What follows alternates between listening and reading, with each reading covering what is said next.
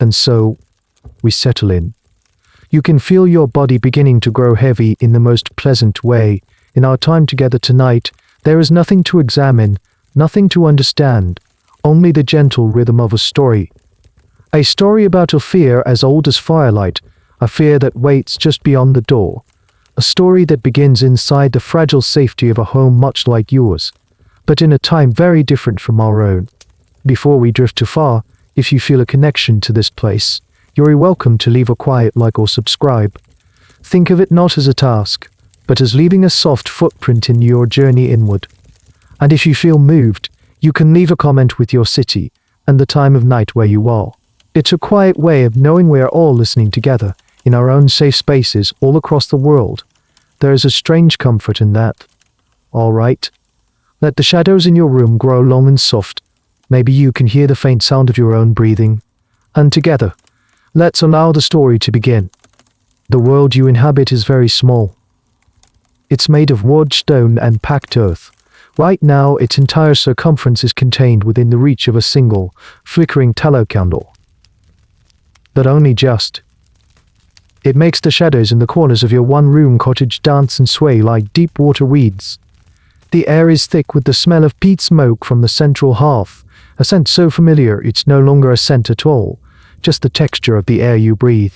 It clings to your woolen clothes, to your hair, to the rough-spun blanket you have wrapped around your shoulders. Outside, the night is absolute. There is no friendly orange glow from a distant town, no headlights sweeping across the wall. There is only the wind, a vast and lonely sound that rushes down from the moors, rattling the simple wooden shutter over your one small window. Every gust of wind carries 1,000 other noises with it, the creak of a straining branch, the skittering of some unseen night creature, the distant cry of an owl. Most nights, these are just the sounds of the world. They feel different. They feel purposeful. Because tonight, your small world has a new center. In a simple wooden cradle, not 2 paces from where you sit, your child is sleeping. The child is only weeks-old, a tiny, perfect miracle in a world where such things are never, ever taken for granted. You listen to the soft, rhythmic puff of its breath, a sound more reassuring than any prayer. This child is the anchor of your life, the pivot upon which your future turns, and that makes the sounds from outside all the more menacing. You've done all the things you're supposed to do. A piece of cold iron, a rusty nail you found by the smithy's forge, hangs by a leather thong from the cradle's hood. Its mere presence is meant to be a comfort, a ward against things that do not like the metal of mankind. Woven into the cradle's wicker frame are a few sprigs of rowan, the wood of protection, their reed berries now dried and shrunken like tiny beads. You did it almost without thinking, and her mother taught her. And even now, scholars of a distant future will argue about this feeling you have. Was it a constant, gnawing terror for people like you? Did you live every day in fear of what lay in the woods, what lurked in the water? Or was it more like a story told by the fire, a cautionary tale that only felt truly real on the darkest nights, when the wind sounded less like the wind and more like a mournful cry? The truth is, for you, it is somewhere in between. A low hum of anxiety that, on a night like this, can easily rise to a roar. The boundary between your world and their world is so thin. It's the thickness of a stone wall, the width of a wooden door. You glance at the heavy plank door, the simple iron bolt drawn across it. A bolt can stop a thief. It can stop a hungry wolf, but the stories say it cannot stop them. They don't need doors. They can slip through a keyhole like smoke, or ride in on a gust of wind, silent and unseen. You lean forward, peering into the cradle. The candlelight is gentle on the baby's face. You see the soft curve of a cheek, the tiny, pursed lips. It's a face you have memorized in the way you once memorized prayers, a face that is a map of all your hopes. But in the flickering, uncertain light, for just a fraction of a second, a shadow falls in a strange way. The baby's features seem to shift, to sharpen into something unfamiliar. Less like your own kin, and more like something else. It's gone as quickly as it came. A trick of the light. A product of a tired mind. Of course it is. You pull the rough blanket tighter around your shoulders, but the sudden chill you feel has nothing to do with the night air. It's a shadow in the cradle, a question mark placed in the very heart of your home. That chill, that fear, it doesn't come from nowhere. It has a name, or rather, a collection of names you use precisely to avoid using a real one. You call them the good folk, or the gentry, or sometimes just themselves. You never ever call them fairies. That word is for fools and children's fancies. To speak their true name, you have been told, is to issue an invitation. And that is the last thing you want to do. The beings you fear are not tiny, glittering creatures with butterfly wings who grant wishes.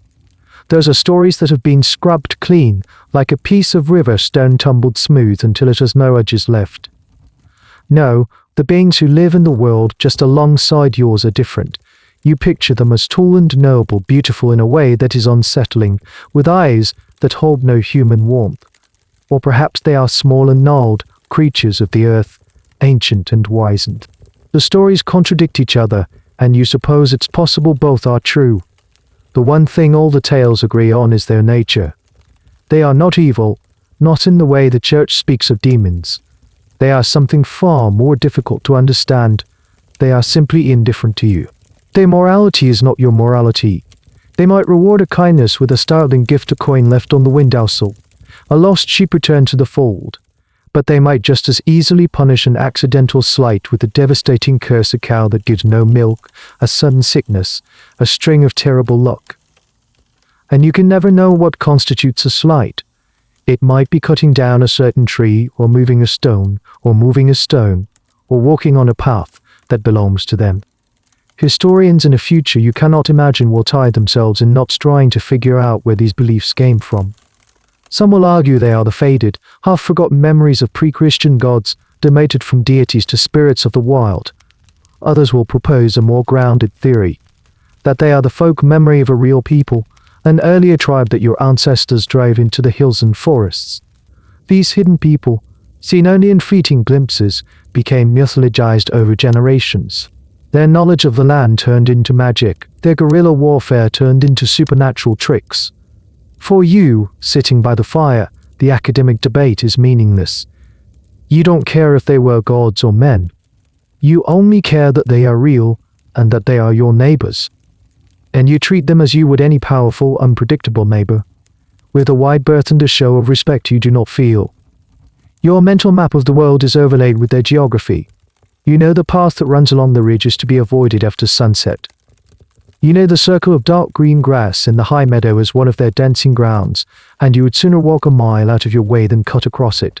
There is a single, ancient hawthorn tree that stands alone in the north field, and you know that to break even a single twig from it would bring ruin. These places belong to them.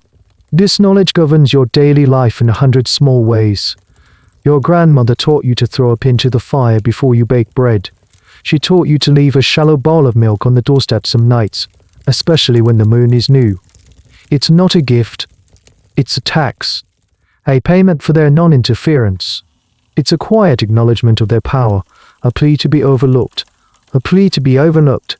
They are said to covet 3 things above all else from the human world: iron, which they cannot touch, fresh milk, and blood. Specifically, the strong, healthy blood of human children. They have their own world, the stories say, a beautiful timeless kingdom that lies under the hill, or across the water, or in a place that exists in the same space as yours, but on a different frequency, like 2 songs being played in the same room. But for all its beauty, their world is sterile, their children are often born weak or sickly, or they do not survive at all. And so they look upon the human world with envy. They see the chubby limbs, the healthy cries, the vibrant life of a human infant, and they desire it for their own. They want to strengthen their pale, fading lineage with the raw, vital stuff of humanity. And the gentry, being what they are, simply take what they want. They are collectors, and a perfect, healthy baby is the ultimate prize.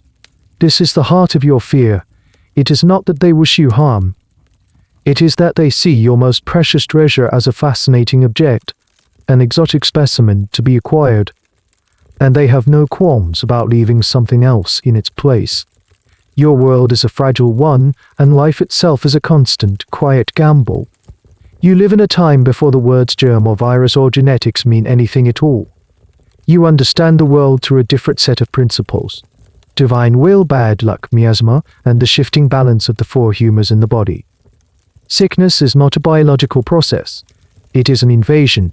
It can be a punishment from God for a sin, known or unknown. It can be a bad air that has drifted up from a swamp. Malicious acts sent by an unseen agent. This is especially true when it comes to children. The first year of a child's life is a perilous journey. So many babies are born healthy and screaming, only to fade within a few weeks or months. They might refuse to feed or develop a cough that rattles their tiny chests or break out in a fever that leaves them listless and pale. A difficult birth can leave a child with injuries you cannot see, leading to problems that emerge days or weeks later. An infant might be born with a physical abnormality, a misshapen limb, a large birthmark, a head that seems too large for its body. Today, we would have a library of medical terms for these conditions. We would speak of congenital heart defects, of cystic fibrosis, of cerebral palsy or Down syndrome. We would have explanations rooted in biology, in the intricate and sometimes flawed dance of cells. But you have none of that. You have only the evidence of your eyes and the stories you've been told. And what you see is a terrifying transformation. You see a child who was, by all appearances, perfectly healthy, suddenly become weak, sickly, or strange. The change is so drastic, so baffling that it seems impossible for it to be the same child. This is where the folk belief provides a dreadful kind of comfort. It offers an explanation where there is none. The idea that your own child, the part of your own flesh and blood, could simply wither and die is a brutal, senseless tragedy. It is a failure of your body, or your care, or a sign of God's displeasure. But the idea that your healthy child was stolen, well, that is a different story entirely. It reframes the tragedy. You are not the parent of a dying infant. You are the victim of a supernatural crime. Your perfect child is not gone forever. They are alive, living in a magical kingdom, perhaps even being raised as royalty among the fair folk. The grief is still there, of course, but it is mingled with a sense of righteous anger of violation. And this narrative is, in its own dark way, easier to bear than the cold, silent randomness of death. The numbers are stark. In your time, it's not uncommon for a family to lose one, two, maybe even half of their children before they reach adulthood. This constant presence of infant death creates a kind of emotional core using. It has, too, to invest the full weight of your heart into every newborn, only to have it snatched away by a fever or a wasting sickness, would be to invite a madness of grief. People in your village love their children, fiercely so. But there is a guardedness, a hesitation, a silent understanding that a child is not truly yours until they have survived the gauntlet of their first few years. Historians and sociologists will later call this a coping mechanism. They will write papers on how folklore provides explanatory frameworks for inexplicable phenomena. But for you, it is not a theory. It is a lived reality. You see your neighbor, a woman named Elspeth, whose third child was born small and never seemed to thrive. He cried with a thin, reedy sound, and his eyes had a vacant, far-off look. For months, you saw the hope in her face slowly curdle into a grim, exhausted despair. The village women would whisper, "It has the look of one," they would say, nodding gravely. She should have put the tongs out for the midwife to step over. These little rituals, these fragments of protection, now seem like a litany of failures. The Changeling story wasn't just an explanation for what happened. It was a pre-written script for it. It gave the community a shared language to talk about the unspeakable, a way to process the slow, agonizing loss of a child by recasting it as something else entirely. It was a cruel mercy, a story that explained everything while solving nothing. The logic of the good folk, as the stories go, is a twisted mirror of your own. You desire a healthy child to carry on your name, to work the land, to care for you in your old age. They, it is said, desire one for reasons that are both similar and terrifyingly alien. Their own kind is fading, their blood growing thin and pale like winter sunlight. They need an infusion of robust, mortal life to sustain their race. And so they watch the human world with the keen eye of a farmer selecting breeding stock. They are not looking for just any child. They are connoisseurs. The stories are specific about what they seek. They desire the most beautiful, the most cherished infants. A baby with chubby limbs, a loud and lusty cry, a full head of hair, these are the ones at greatest risk. They are drawn to the vibrant spark of life, the sheer, untamed potential in a human newborn. The very qualities that bring you the most joy and pride are the same ones that might attract this unwanted attention. You find yourself in a dreadful bind. You want to show off your beautiful baby, to have the other village women coo over its perfect little hands and feet. But every compliment feels like a risk, like you are advertising your prize to unseen ears. There is a reason for the tradition of kenning, of giving a child a nickname or a temporary, often insulting, name for its first year. Calling a beautiful child Little Toad or Ugly One is a form of camouflage, an attempt to trick the listening gentry into believing this particular child is not worth their notice. It's a game of reverse psychology played against the spirits of the air. Why a human child? The explanations vary, passed down in hushed tones from generation to generation. Some tales claim that the fair folk must pay a tithe, the tax, to hell every 7 years, and they would rather sacrifice a stolen human child than one of their own. It's a chilling thought, placing your baby as a pawn in a cosmic bargain you can barely comprehend. Others say it's simpler. They want to raise human children as their own, marrying them into their noble houses to invigorate their bloodline. The idea of your child, alive and well, but lost to you forever in a world of shimmering, cold beauty, is a special kind of torment. There is also the matter of love. The stories sometimes whisper that the fairy women are unable to nurse their own young, and they steal human mothers or human babies who can then be fed by a captive human wet nurse. In these versions, the motive isn't malice, but a desperate, sterile kind of need. They see the easy, natural bond between a human mother and her child, and they covet it with a fierce and hollow envy. Future focusettes will debate the origins of these specific motives. Are they a reflection of ancient anxieties about lineage and inheritance? A metaphorical expression of the fear of the other breeding with one's own community? Or are they simply narrative devices meant to make the story more compelling, to give a specific shape to a formless fear? For you, the why is less important than the what. What matters is the belief that your child is a target. What matters is the empty cradle they leave behind. And so you perform little rituals of protection with a desperate sincerity. You make sure the fire in the hearth does not go out completely overnight, leaving at least a few glowing embers. Fire is a human thing, a piece of the sun brought down to earth, and they are said to fear its light and heat. You avoid combing your hair or spinning thread after dark, for these are activities said to attract their attention. You are careful with your actions. You are walking on a tightrope you cannot see, trying to maintain a delicate balance with a world that operates on rules you can only guess at. You are trying with all your might to make your perfect child appear imperfect, to make your treasure seem worthless, to make your home an uninviting place for the silent, patient collectors who live just beyond the woods. What they leave in the cradle is the core of the horror. It is the proof of the crime. The story is called a changeling. The word itself feels foul in your mouth, heavy and wrong. It is a thing, an impostor, a cuckoo in the nest. The tales say it is one of two things.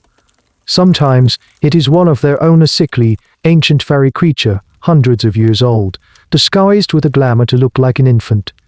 They leave it behind so that it can be cared for by a human mother, to be fed and coddled in its final days, saving them the trouble. In this version, the creature in your cradle is a parasite, a wizened, malevolent elder wearing the skin of your baby. The other possibility is even more unsettling. Some stories claim that what is left behind is not a living creature at all, but a stock. A piece of enchanted wood, usually from an elder tree, carved into the rough shape of a baby and given the illusion of life. It can cry. It can eat. But it is not alive. It is a puppet, a decoy. Its only purpose is to fool you long enough for the thieves to get away with your real child. The thought makes you shiver. To hold it, to feed it, thinking it is your own, only to realize you have been tending to a block of wood, it is a violation of the deepest kind. Whether an ancient fairy or an enchanted stock, The characteristics of the Changeling are terrifyingly consistent in the telling. It is always wrong in some fundamental way. It might be silent and still, lying in the cradle for hours without a sound or movement. Its eyes open and watchful. This unnatural quiet is as unnerving as any scream. Or it might be the opposite. Crying incessantly with a thin, piercing shriek that doesn't sound human. It's a cry that grates on the nerves. A sound of pure misery that no amount of comfort can soothe. The Changeling is often described as having a physical strangeness.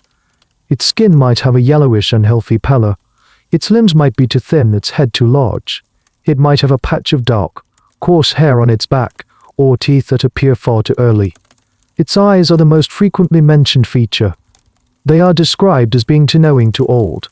When you look into the eyes of this creature, you do not see the innocent, unfocused gaze of an infant. You see an ancient, weary intelligence staring back at you, perhaps even with a glint of malice. It is the look of a being that has seen more than any human ever could, now trapped in the form of a baby. Its appetite is another monstrous sign. The Changeling is said to possess a hunger that can never be sated. It will demand food constantly, draining the resources of the household.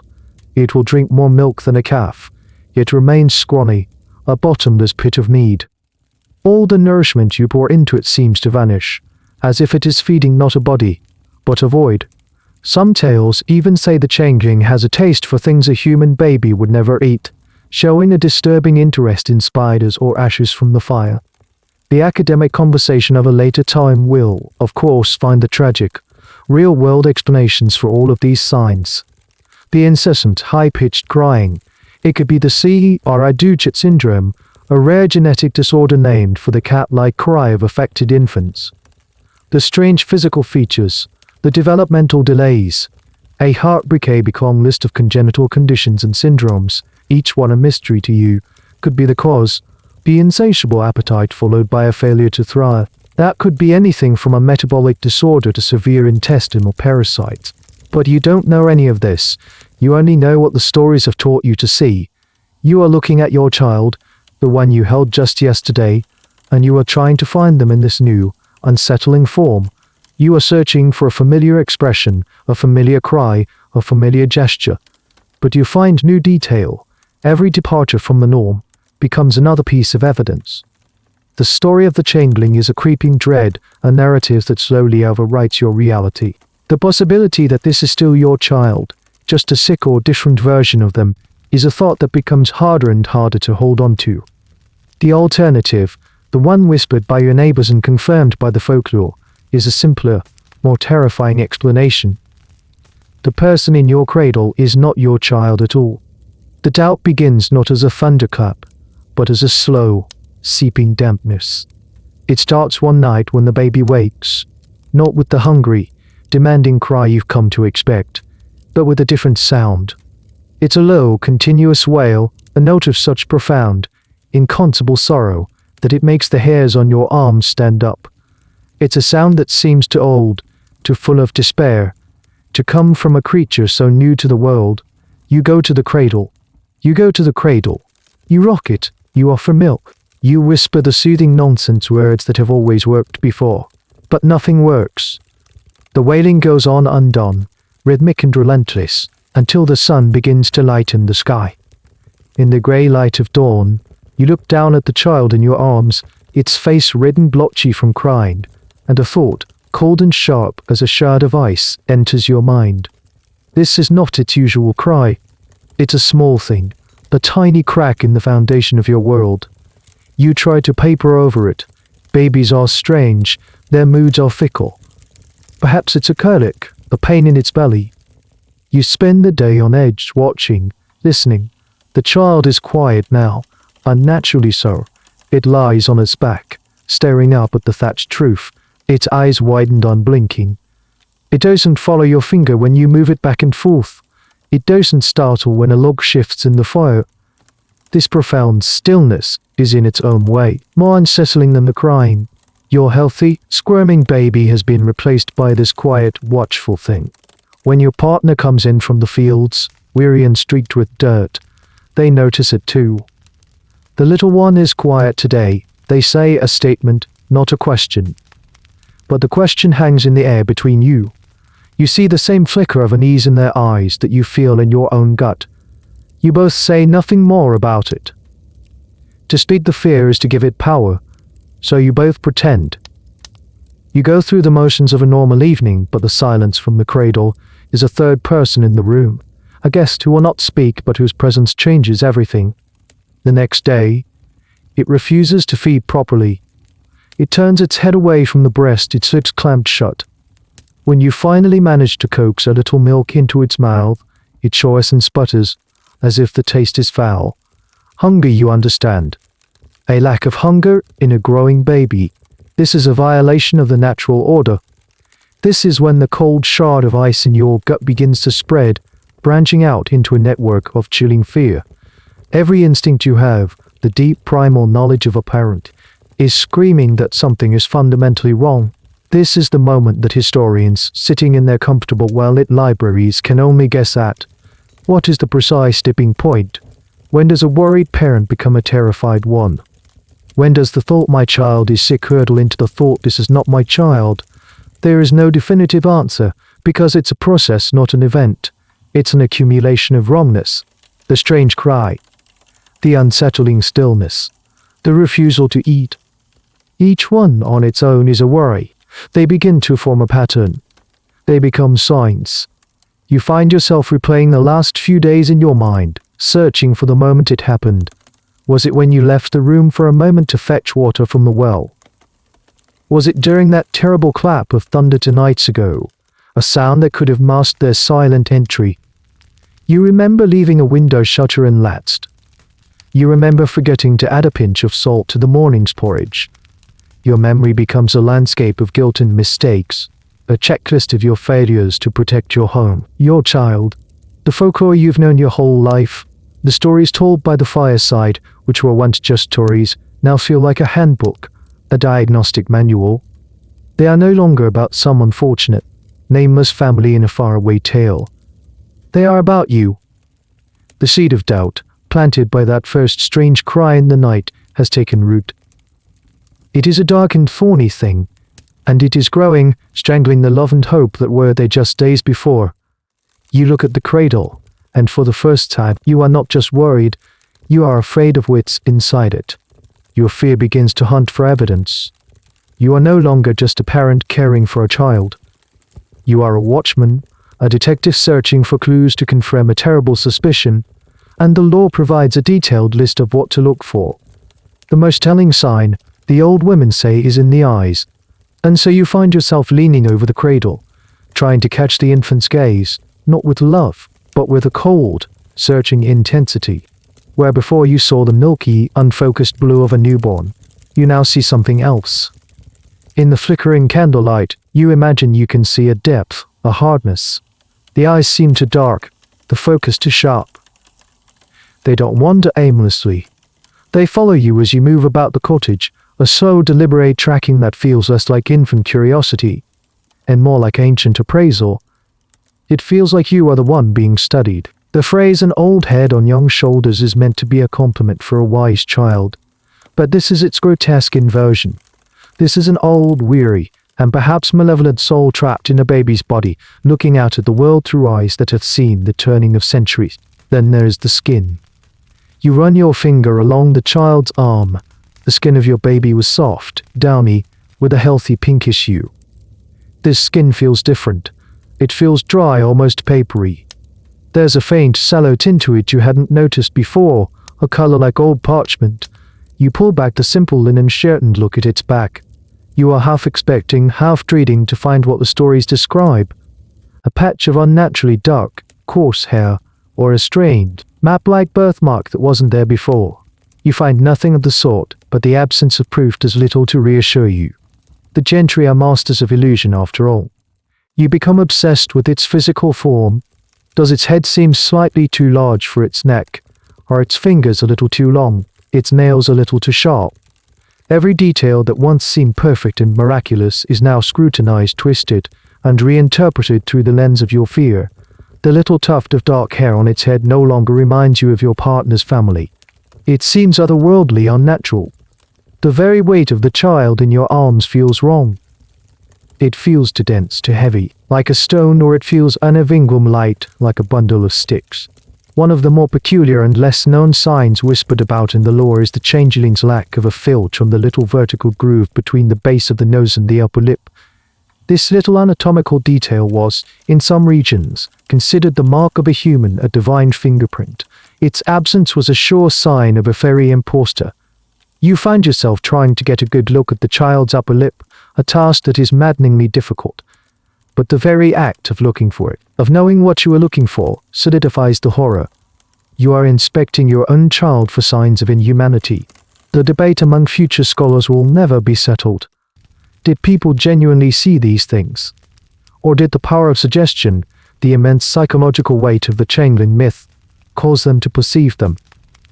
It is the ultimate question of belief shaping reality.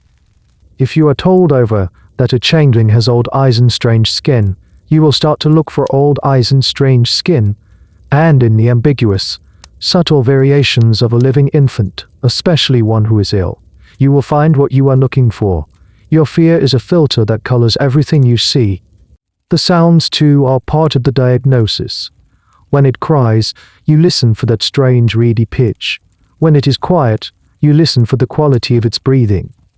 Is it too shallow? Does it catch in its throat? The stories say a changeling might sometimes be heard muttering to itself in a strange language when it thinks no one is listening. So you find yourself pausing outside the door before entering, holding your breath, trying to catch a snippet of some ancient guttural tongue. All you hear is the soft sighing of a sleeping infant, but the silence itself becomes suspicious. It's a cunning creature, you think. It is playing dumb. This logic is a spiral, a trap with no exit. Every piece of evidence, and every lack of evidence, becomes proof of the same conclusion. The creature in your cradle is a master of deception, and you're the only one who is beginning to see through its disguise. Your fear, which began as a private, sickening secret, can't stay contained within the four walls of your cottage for long. The world you live in is small and tightly woven. Privacy is a luxury you don't have. Your life is an open book, and your neighbors are avid readers. The first sign that your secret is out comes from a glance. It's Alara, the woman from 2 cottages down, who sees you drawing water from the well. She asks after the baby. "How is the little one?" And her voice is filled with just a little too much pity. Her eyes don't quite meet yours, she knows. The whispers start like the rustling of dry leaves in the wind, quiet and hard to place at first, then growing louder, impossible to ignore. When you go to the village to trade a few eggs for a strip of salted pork, you feel the conversation stop as you approach. You see heads turn, see the quick, meaningful looks exchanged between the other women. They are talking about the thing in your cradle. The community sphere is a powerful force. It's an amplifier. Your own private anxiety, when reflected back at you by a dozen other faces, becomes a certainty. The village elders, men with beards like tangled roots and dyes that have seen 60 winters, watch you with a grave and knowing sorrow. They have seen this before. They saw it with the miller's son 30 years ago, the one born with a twisted foot. They saw it with the weaver's daughter who never learned to speak. They have a script for this tragedy, and they see you playing your part perfectly. Their consensus is a crushing weight. To go against it is to risk becoming an outcast yourself. If the village decides you are housing a changeling, and you refuse to acknowledge it, you are not just a fool. You are a danger. You are harboring a creature of the fair folk in their midst, an open doorway for misfortune to walk right into the heart of the community. What if its presence sours the milk in their cows? What if it blights their crops? Superstition is a social glue, but it can also be a weapon, and right now it feels like it is being aimed directly at you. The pressure comes in subtle, and not so subtle, ways. A neighbor helpfully leaves a bundle of street John's wort on your doorstep, a plant known to ward off evil. It is a gesture of support, but it is also a verdict. Another villager, in a hushed and urgent tone, tells you the story of a man in a nearby parish who successfully drove a changeling out by, and here his voice drops even lower, threatening it. These are not just stories anymore. They are suggestions. Historians will argue about the role of the community in these terrible dramas. Was it a form of collective hysteria, a shared delusion that swept through a village? Or was it something more calculated? Some scholars suggest that in a community living on the absolute brink of survival, a sickly or disabled child was a drain on resources that the group simply could not afford. The Changeling myth, in this cynical view, was a form of socially sanctioned euthanasia, a way for the community to solve the problem of an unproductive member by reframing it as the righteous expulsion of a monster. It's a harsh and deeply uncomfortable theory, and one that is impossible to prove. For you, the motives of your neighbors are a complex and murky soup. You see genuine concern in some faces, a fearful pity. In others, you see a kind of morbid curiosity, the thrill of a dark story unfolding in their midst. And in others still, you see a hard, pragmatic judgment. Your family is becoming a liability. The thing in your house is a problem that needs to be solved. The pressure is immense. Every day, the creature in the cradle becomes less your child and more the village's problem.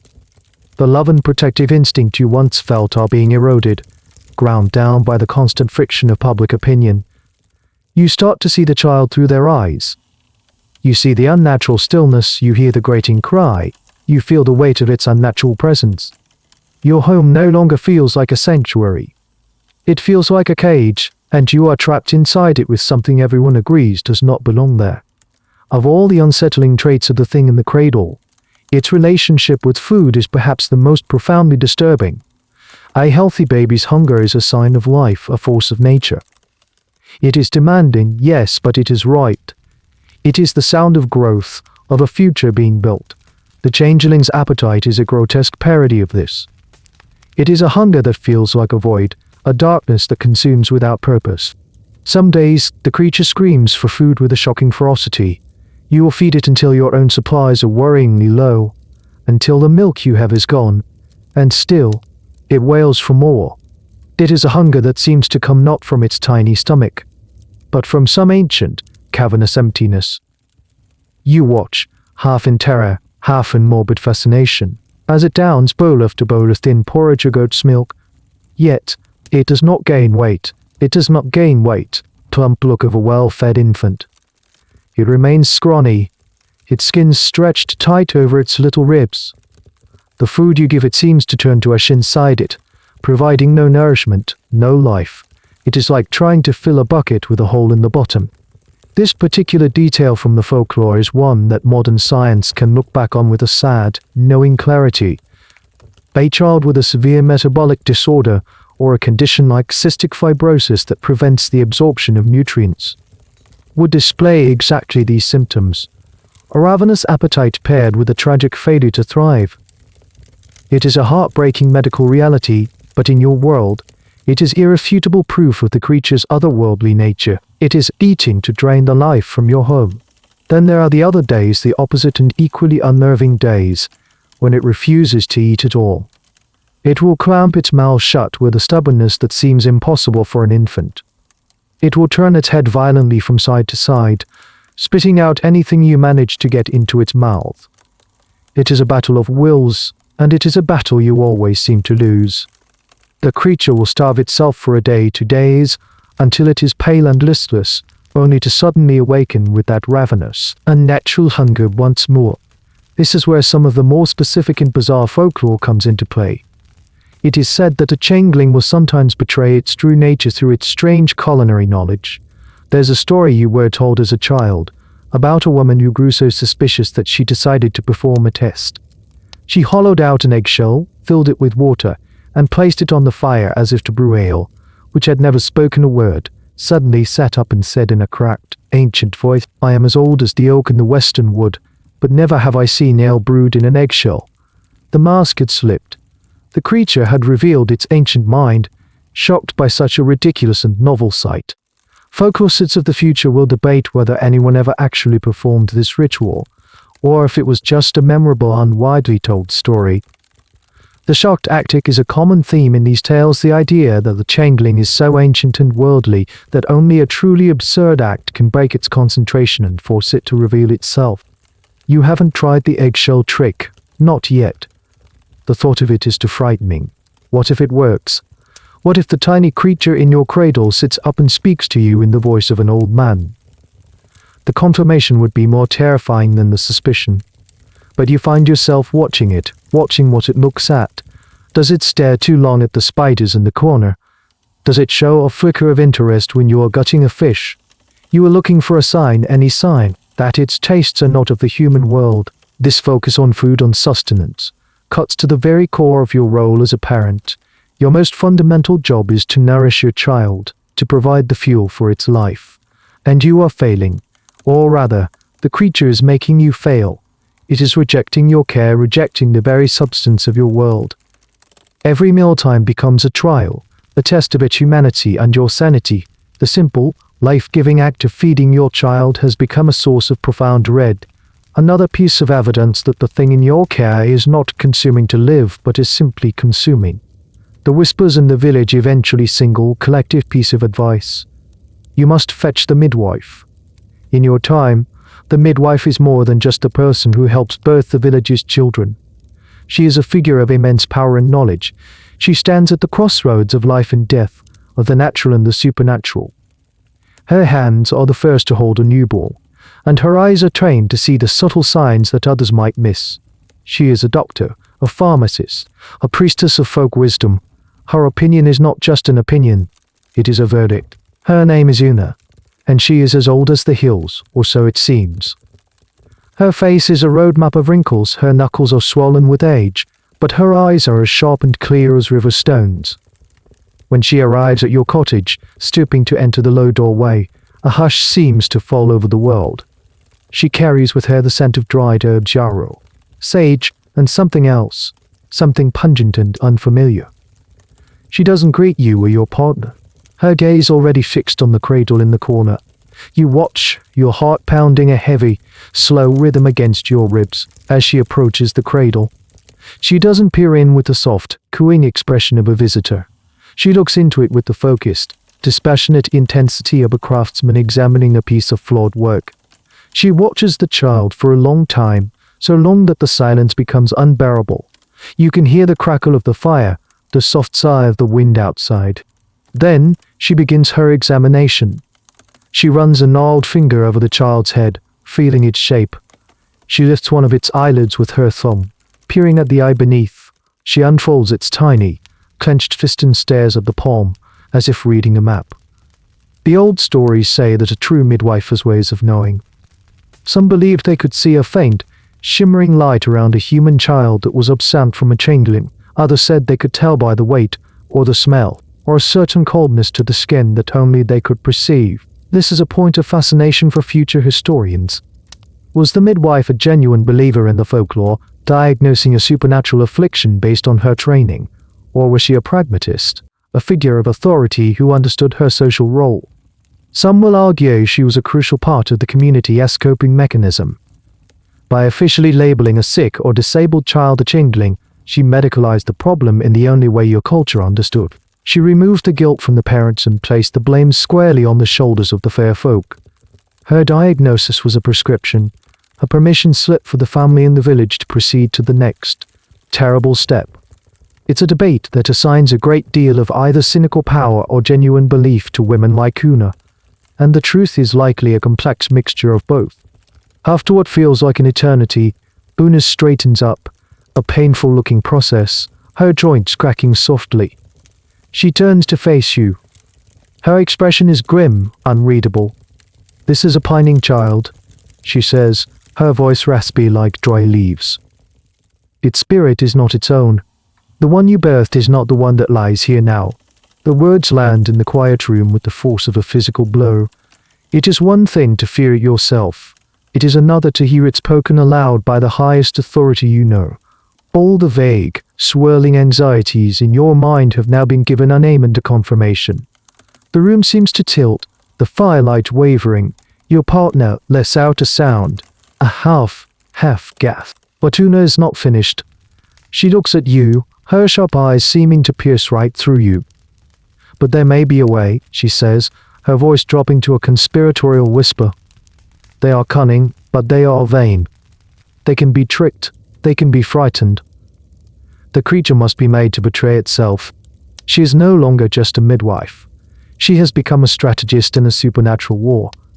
She will now outline the cures, the desperate and strange rituals designed to expose the impostor and, hopefully, force the gentry to take it back and return your true child.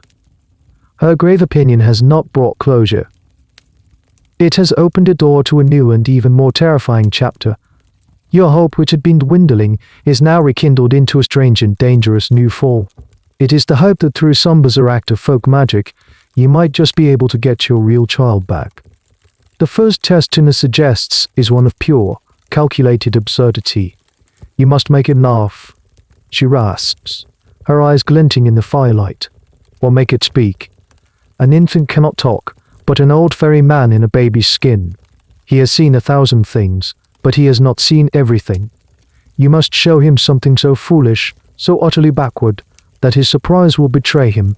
This is the core, utterly backward, that his surprise will betray him. This is the course will betray him. The most famous of these tests, the one you've heard in stories since you were a child, is the brewing of ale in an eggshell. It sounds like a line from a Madman's song. And that is precisely the point. Una instructs you with painstaking detail. You must find a hen's egg, a large one. You must poke a tiny hole in each end and blow out the contents, leaving the fragile, empty shell perfectly intact. Then, you must carefully chip away one end to create a tiny, hollow vessel. This miniature cauldron is the centerpiece of the ritual. Following her instructions feels like acting in a dream. You move about your small cottage, your hands feeling clumsy and slow. You take the hollowed-out eggshell and fill it with a thimble ful of water.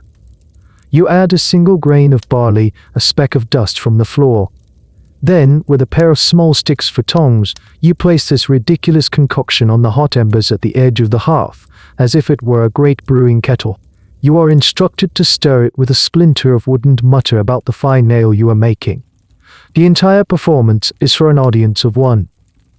The silent, watchful creature in the cradle.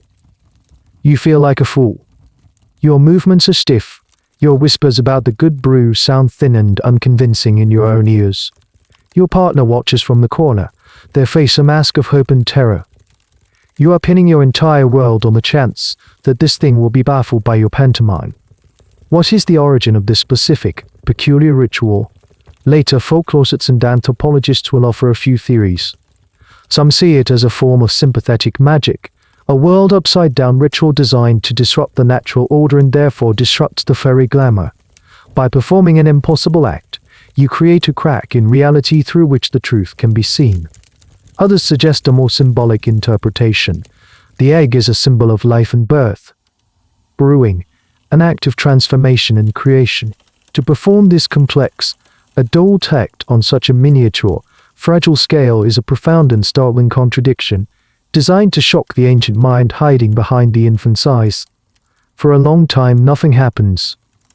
The water in the eggshell sizzles and steams away. The single grain of barley does nothing. The creature in the cradle just lies there, staring at the ceiling. A heavy blanket of despair begins to settle over you. It was a foolish hope, a child's story. This is your reality now. This silent, listless child. This house filled with whispers and fear. And then you hear it. It's not a laugh. It's a sound. A dry, rasping chuckle, a sound like sticks rubbing together. You freeze, your hand still holding the wooden splinter over the now empty eggshell. You slowly turn your head toward the cradle. The creature is looking at the hearth. And on its face, for the first time, is an expression. It is a look of ancient, weary amusement. A faint, knowing smirk is playing on its lips. It has seen your foolish play, and it is entertained. The air in the cottage turns to ice. The sound it made was not the gurgle of a baby. It was the dry, knowing cackle of something very, very old. The mask has not just slipped. It has cracked right down the middle. The playful test has yielded a terrifying result. It has confirmed your worst fear in the most undeniable way. You are not living with a sick child. You are living with a wizened, ancient creature that finds your human world, and your desperate attempts to understand it faintly ridiculous. The unsettling chuckle from the cradle has changed the atmosphere in the cottage. The game is no longer one of suspicion. It is a confirmed confrontation, albeit a silent one. Una the midwife, upon hearing your report, nods grimly. The eggshell trick angered it, she says. It was a foolish pride that made it laugh. Now you must try to startle its mind, not its sense of humor. Her next suggestion moves from the realm of the absurd to the realm of art. It has an ancient mind, she explained, but its ears are new. Music may unmock it. The belief that music held a special power over the fair folk was widespread. They were said to be masters of the art. Their melodies so beautiful they could lure mortals into their kingdom forever, or so powerful they could make trees dance. But they were also said to be connoisseurs, and surprisingly, could be startled or offended by certain kinds of human music making. The idea was to present the Changeling with a performance so complex, so skillful, that it would forget its infant disguise and betray its deep, innate understanding of the art. You don't own a fiddle or a harp. Those are for traveling tinkers or wealthy households. Your instrument is your voice. But Una is specific. It cannot be a simple lullaby. A lullaby is for a human child. You must sing something complex, a ballad with many verses, a song with a tricky rhythm that a normal baby would sleep right through. Or she suggests, you could try to perform a task that requires a strange, rhythmic skill. You decide on the latter. Your partner has a set of knuckle bones, small, polished sheep bones used for games of chance and skill. The game involves a series of increasingly complex throws and catches, a rhythmic dance of the hands that takes years to master. It is not something an infant would pay any mind to. Following Una's counsel, your partner sits on a stool near the cradle, not looking at it directly, but ensuring they are in its line of sight, and they begin to play. At first, it's just the simple clicks and slags of the bones on the wooden stool. Click, clack, toss, catch. The rhythm is steady, hypnotic. The creature in the cradle is still, its dark eyes fixed on the ceiling. Then, your partner moves to a more complex pattern, tossing to bones, catching them on the back of the hand, flipping them, catching them again.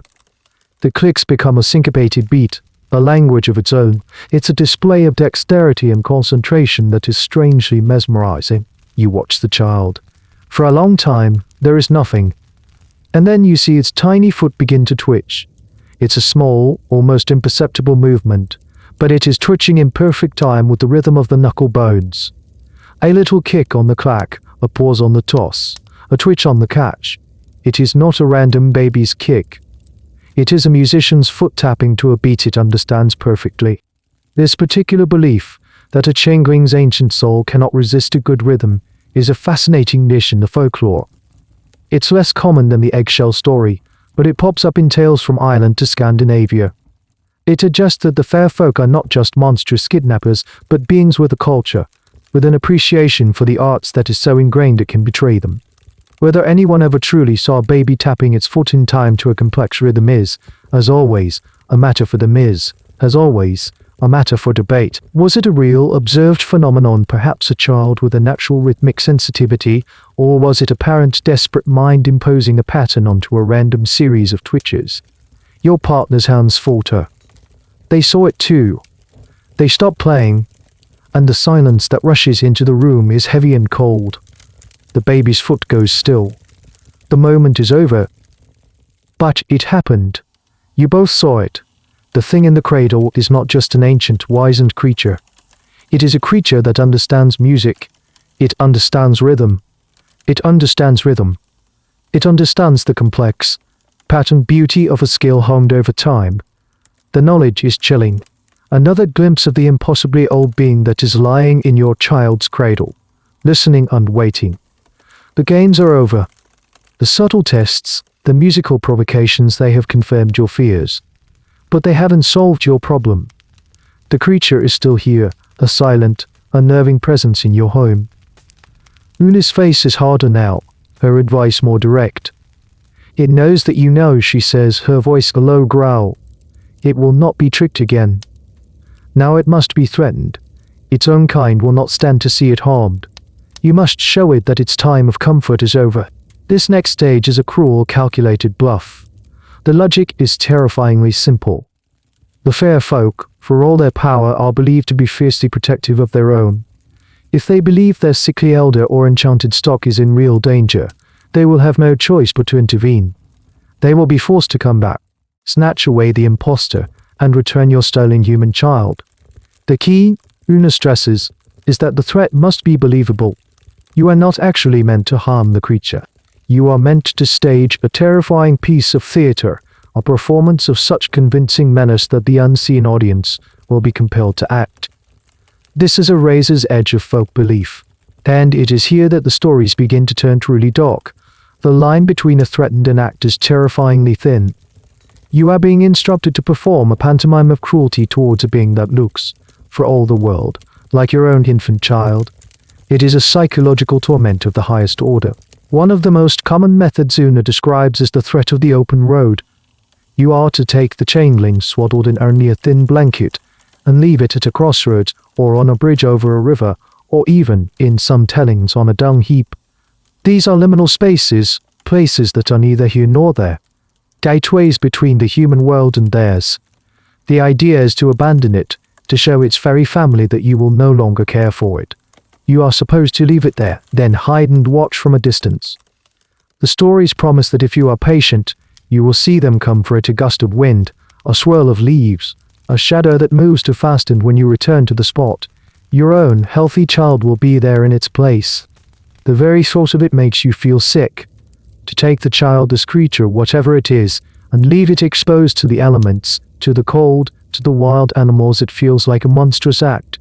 And yet, the hope it offers is a powerful lure. The hope of getting your child back. Another, more direct threat involves a show of weapons. You are told to bring a sharp scythe or a wood axe into the cottage and lay it on the hearth, letting the firelight glint off its sharpened edge. You are then to speak aloud, to no one and everyone, about what you intend to do to the impostor if your real child is not returned by morning. You are to describe, in clear and simple terms, an act of violence, a performance for the listening ears of the gentry. This practice is where the historical and folkloric records become deeply troubling. While the stated goal was always to frighten the fairies into a swap, it is impossible to know how many times the bluff was called. How many times did a desperate, terrified parent, pushed to the brink by grief and community pressure, cross the line from threat to action? Scholars still argue about this. Some maintain that these were almost always symbolic threats, and that the stories of violence are cautionary tales. Others believe more grimly that the Changeling narrative provided a cloak of folkloric justification for what was in reality infanticide. The truth, buried in centuries of unmarked graves and unspoken grief, is lost to us. You find yourself unable to do it. You cannot bring yourself to leave the child on the cold ground of a crossroads. You cannot bring yourself to brandish an axe in your own home. The act is too monstrous to final. Even if the thing in the cradle is not your child, it is still a helpless creature. But your refusal to act only isolates you further. Your partner knocks at you with a mixture of fear and frustration. The village sees your hesitation as weakness, as a foolish sentimentality that endangers them all. The pressure builds. The bluff is the only path forward they can see. Every day you delay, they whisper, is another day your real child spends in the fairy hill, their memory of you fading, their human nature slowly being leached away. The pressure becomes too much to bear. Your partner's despair, the cold shoulders in the village, OON is grim and persistent, urging it all combines into a single, crushing weight. The time for bluffs and threats is over. You must proceed to the ordeal. The two most powerful, most ancient, and most terrifying cures both involve the use of a purifying element. The logic behind it is ancient and primal. Fire is the heart of human civilization. It is warmth, it is light. It is what separates you from the beasts of the night and the cold, damp spirits of the earth. Fire is a human thing, a piece of the sun tamed and brought indoors. And the fair folk, being creatures of twilight, shadow, and deep damp places, are said to fear it above all else. To them, an open flame is a weapon, a searing pain, an intolerable agony. The ordeal by the hearth is designed to make the changeling's presence in your home unbearable, to literally smoke it out. Although Anna's instructions are terrifyingly specific, you are to build up the fire in your central hearth until it is roaring, a blazing heart of heat and light. The cottage, already small, becomes oppressively hot. The air shimmers and the shadows dance with a wild, frantic energy. Then you are to take the cradle with the creature inside it and place it directly on the hearth sign, as close to the flames as you can bear. The folklore is very clear on this point. You are not meant to put the child in the fire. That is a line that even the most desperate stories rarely cross. You are to expose it to the intense, overwhelming heat. Another version of the ritual is even more menacing. You are to take a spade or a shovel, heat it in the flames until the metal glows a dull, angry red, and then hold it over the cradle, letting the radiant heat wash down over the child. The symbolism is potent and horrifying. It is the threat of a brand, the promise of a brand. Future historians will, of course, recognize this as a form of child abuse, a horrific act of cruelty born of terror and superstition. There is no way to soften it, yet they will also debate its true purpose and frequency. Was this a common practice, a widely accepted cure? Or was it a rare and extreme measure, a story told and exaggerated to serve as a cautionary tale? Records from the time are sparse and often biased. Church officials condemned such pagan rituals, but their records often focused on the sensational, making it hard to know what was common practice versus what was a rare, shocking event. For you, the debate is meaningless. This is the path you have been told to walk. With a heart like a cold stone in your chest, you do as you are told. You and your partner move the cradle. The creature inside is silent, its dark eyes wide. As the wave of heat from the hearth washes over it, a sound emerges. It's a sound you have never heard before, a high, thin, piercing shriek of pure agony. It is not a human cry of pain. It is something alien, something that scrapes at the inside of your skull. It is a sound of such profound suffering that you nearly falter, your resolve shattering. Your partner holds you steady. It is a glamour, they whisper, their voice tight with strain, their own face pale with horror. It is not real pain. It is a trick to make us stop. You stand there for what feels like an eternity, the creature's unholy shrieking filling the tiny cottage, the intense heat scorching your own face. You are holding your breath, waiting for the promised miracle. You are waiting for the sound to stop, for a gust of wind to rush down the chimney, for the shriek to be replaced by the healthy, human cry of your own beloved child. You are waiting for the fairy family to swoop and undress you, their suffering elder. You stare at the flames, you listen to the screams, and you pray for the magic to work, because the alternative that you are simply standing by the fire torturing a helpless, sick infant is too monstrous to contemplate. The shrieking from the hearth eventually fades into a series of ragged, gasping breaths, and then into a dreadful silence.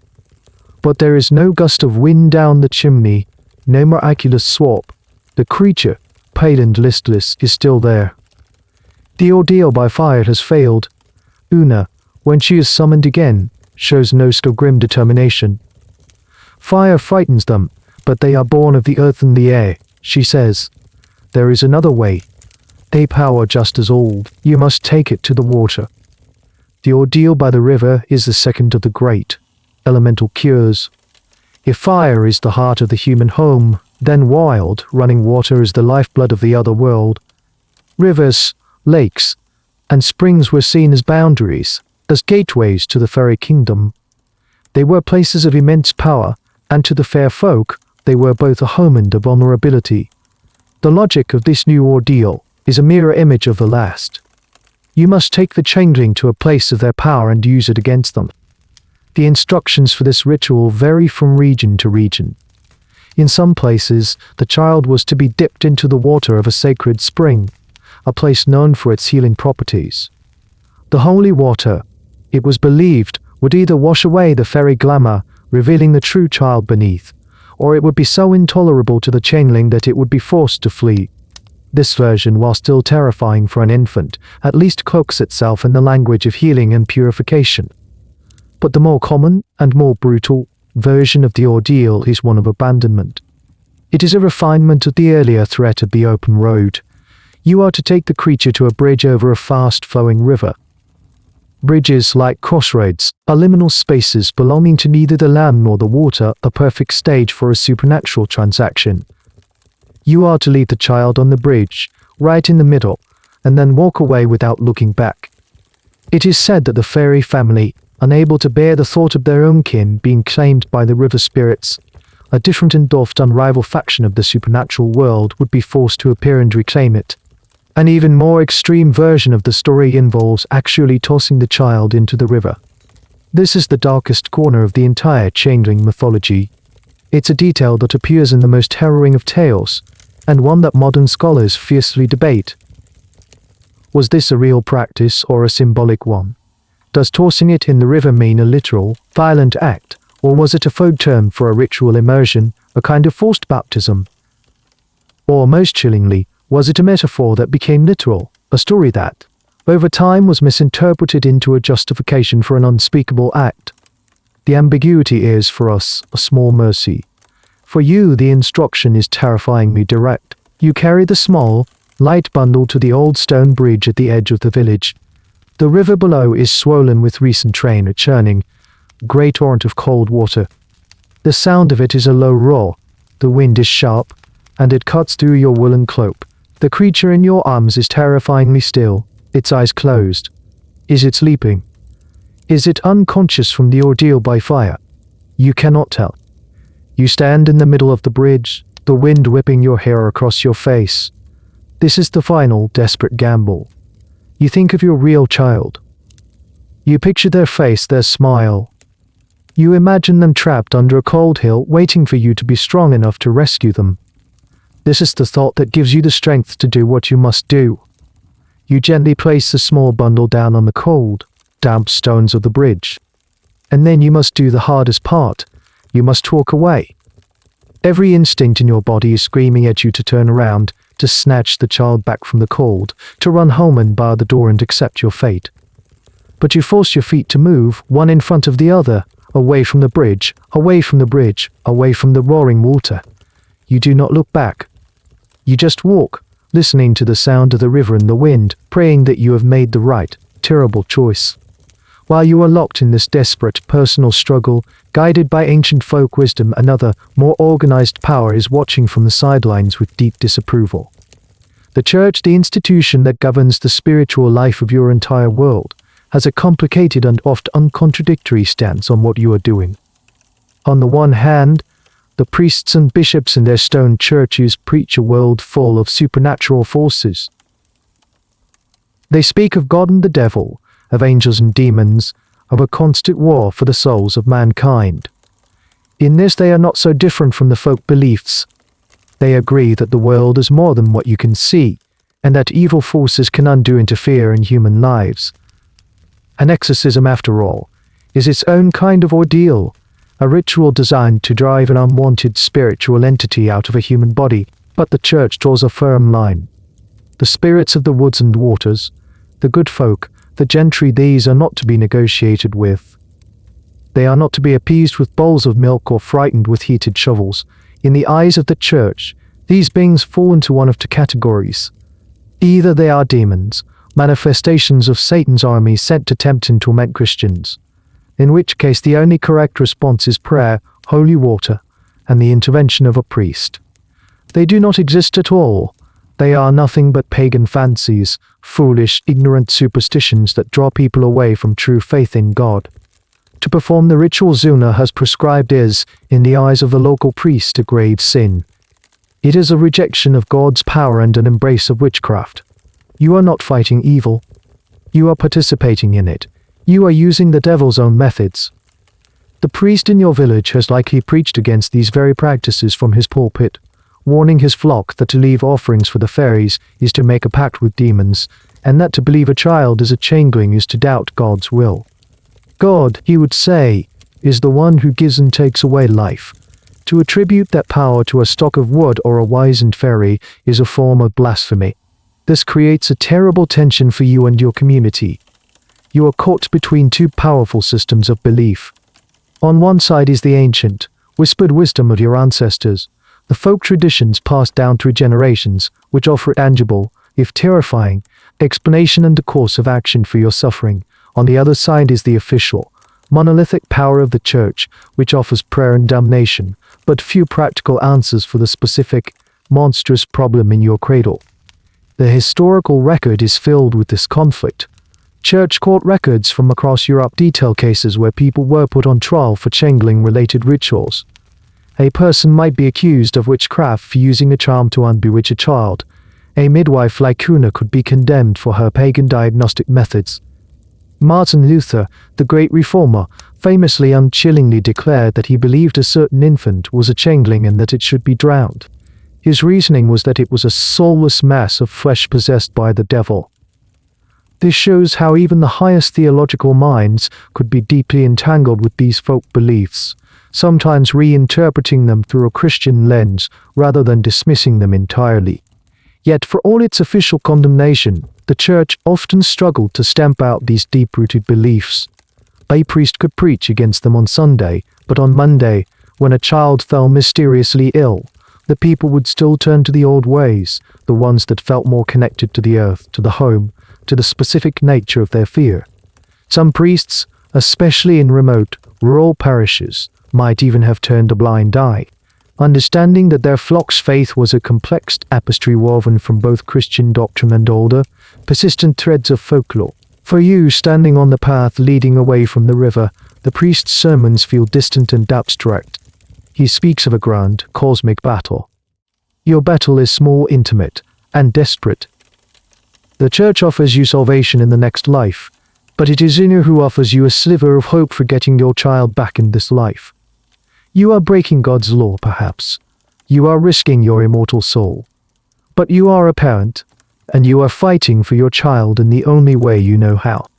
You wait, hidden behind an old oak tree, your body trembling from the cold and the adrenaline of your terrible act. The minutes stretch into an eternity. The roaring of the river and the sighing of the wind are the only sounds. You watch the bridge, your eyes straining in the fading light, hoping for a sign, a miracle. You expect a flash of green light, a swirl of mist, a congregation of shadowy figures, but there is nothing. The bridge remains empty, save for the small, still bundle on its stones. Eventually, a new kind of fear, colder and heavier than the last, begins to settle in your heart. What if the stories are wrong? What if there is no fairy family coming to reclaim their own?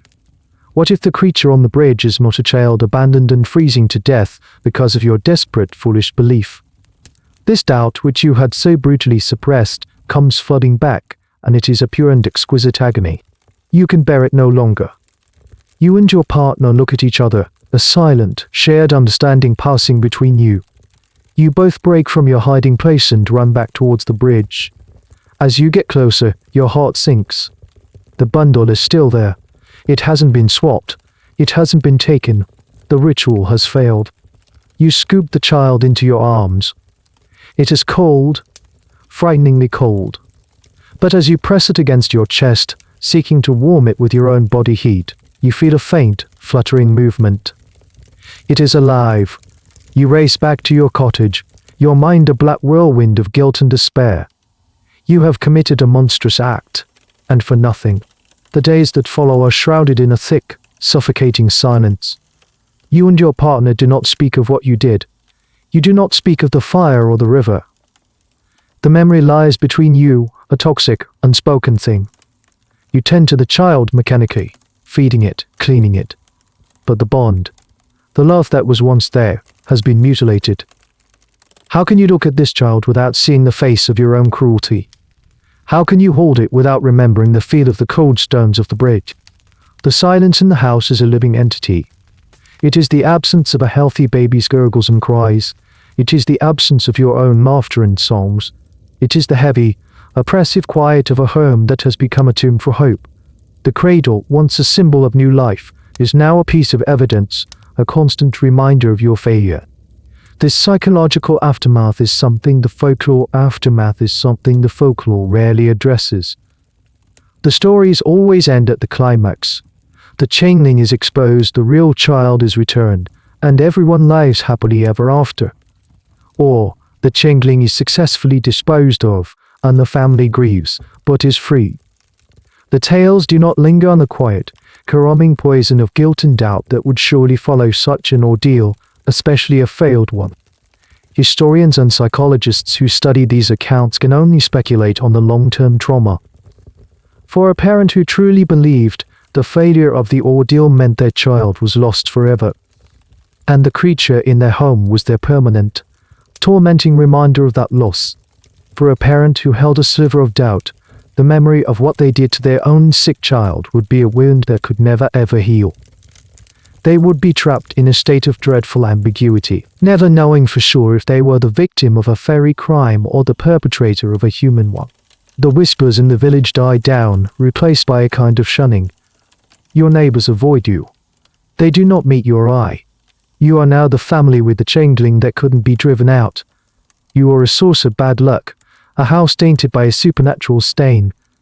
Your isolation is complete. You are trapped not only by the walls of your cottage but by the wall of silence your community has built around you. The world, which was already small, has now shrunk to the size of this one quiet, sorrowful room. As you sit in your quiet, isolated cottage, you might feel as though your tragedy is unique, a singular curse laid upon your family. But if you could pull your vision up, like a bird soaring into the sky, and look out across the vast expanse of Europe, you would see your own story being replayed in 1,000 different villages, in 12 different villages, in 12 different languages. The fear you feel is not just yours.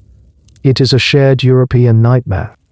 The name changes, the specific details of the rituals shift, but the core of the belief is remarkably, stubbornly consistent.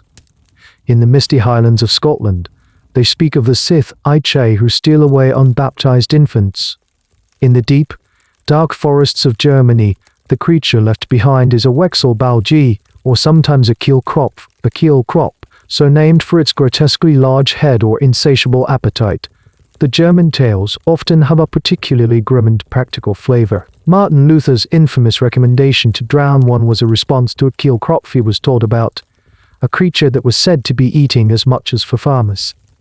If you were to travel north to the cold lands of Scandinavia, you would hear tales of the bored by Ting, the swapped away one. The Scandinavian stories often emphasize the same methods of exposure you've already tried, shocking the creature into speaking or performing a cruel ordeal to force the Huldra or the trolls to take it back. In Sweden, one common test was to force-feed the suspected changeling a noxious mixture of plants, in the hope that its very constitution would react differently, that a human's. Further south in Italy, the belief was less about fairies and more about witches. A sickly or strange child was said to be cambiated to Dale Street Reghi, changed by the witches. The remedies, however, often mirrored those in the north, involving fire, water, and threats, all designed to break the witch's spell. And in France, the creature was the jeton, a token or counterfeit, and the stories share the same familiar, dreadful beats. This widespread distribution of the myth is a source of endless fascination for folklorists. How did such a specific and complex set of beliefs become so ubiquitous across a continent with so many different cultures and languages? Some scholars point to a common, ancient root, a proto-myth that branched out and evolved as populations migrated and diverged. They suggest that Changeling is a relic of a pre-Christian, pan-European belief system, a story as old as the Indo-European languages themselves. Other historians argue for a more convergent evolution. They believe the conditions of life in pre-modern Europe were so universally harsh, and the lack of medical understanding so complete, that different cultures independently arrived at the same folkloric explanation for the same tragic phenomena. High infant mortality, birth defects, and developmental disabilities were a grim reality for everyone, from a farmer in the Welsh Mountains to a fisherman on the coast of Denmark. The Changeling myth was simply the most logical, most psychologically satisfying explanation available, and so it sprang up again and again, a dark flower blooming from the same fertile soil of fear and grief. This is a classic chicken and egg debate in historical studies, and it's one that will likely never be resolved. Did the story spread from a single point, or did it arise spontaneously in many places at once? For you, the answer would be both irrelevant and, perhaps, faintly comforting. To know that a mother in a different land, speaking a different tongue, is at this very moment looking into her own cradle with the same sick dread, the same terrible doubt. It would not lessen your pain, but it would lessen your isolation. It would transform your personal curse into a shared human condition. You are part of a secret, silent sisterhood of grief, a network of families across the continent, all trapped in the same waking nightmare, all whispering a different name for the very same fear. Let's take a step back from your small, dark cottage. Let's leave the flickering candlelight and the oppressive silence for a moment and look at the situation with the cold, clear eyes of a future you can't imagine. Let's shine the bright, unforgiving light of modern science onto the cradle and see what it reveals. In this light, the monster vanishes, the ancient, malevolent fairy, the enchanted block of wood, they dissolve like mist in the morning sun. Something far more tragic and real appears. A sick child. Every single symptom of the Changeling, every piece of evidence you have so painstakingly gathered, corresponds with a heartbreaking precision to a known medical condition. The old wizened look. That could be progeria, a rare genetic condition that causes rapid, premature aging in children. Or it could be the distinct facial features associated with any number of congenital syndromes that were, in your time, completely undiagnosed. The incessant, high-pitched, inhuman-sounding cry. As we touched on before, this is the classic sign of Seer-Dutrat syndrome, so named because the infant's cry sounds eerily like that of a cat. It's caused by a missing piece of a specific chromosome. It is not the voice of a fairy. It is the sound of a genetic anomaly, the unnatural stillness, the lack of interaction, the failure to meet developmental milestones. Today, we would recognize these as potential signs of a neurological condition like cerebral palsy or severe autism spectrum disorder. It is not a sign of a cunning, watchful mind, but of a brain that is developing differently, struggling to connect with the world in a typical way. What about the insatiable appetite paired with a failure to thrive? This could be a symptom of Prader-Willi syndrome, a genetic disorder that can cause a constant, gnawing hunger. Or, as mentioned, it could be a condition that prevents the body from absorbing nutrients. The child is quite literally, no matter how much it eats. The food is not vanishing into a fairy void, it is passing through a body that cannot use it. Even the physical deformities have their medical counterparts. Spina bifida, a condition where the spinal column doesn't form properly, could lead to strange lumps or patches of hair on the back. Hydrocephalus, a buildup of fluid in the brain, would cause the grotesquely large head so often described in the lore. The Changeling myth in this light becomes a diagnostic manual for diseases that had no names. It was a pre-scientific attempt to categorize and explain a host of tragic, terrifying and completely natural human conditions. The folklore provided a framework, a set of boxes into which these inexplicable children could be placed. The tragedy is that the box was labeled monster. The debate among historians here is not about if these conditions were the root of the myth that much is widely accepted. The debate is about the degree of recognition. Did people on some level know the child was just sick and use the folklore as a social lubricant to deal with a difficult situation? Or was the belief so absolute, so powerful, that the supernatural explanation completely eclipsed any possibility of a natural one? It's a question about the very nature of belief and reality in the pre-modern mind. Sitting in your cottage, this knowledge would be both a profound relief and a source of unbearable pain. To know that the creature in the cradle is not a monster, not an imposter, but your own child, suffering from an illness you cannot name or understand, it would lift the terror of the supernatural. But it would replace it with the cold, hard reality of disease and the crushing weight of helplessness. There is no ordeal that can cure a chromosomal abnormality. There is no ritual that can fix a congenital heart defect.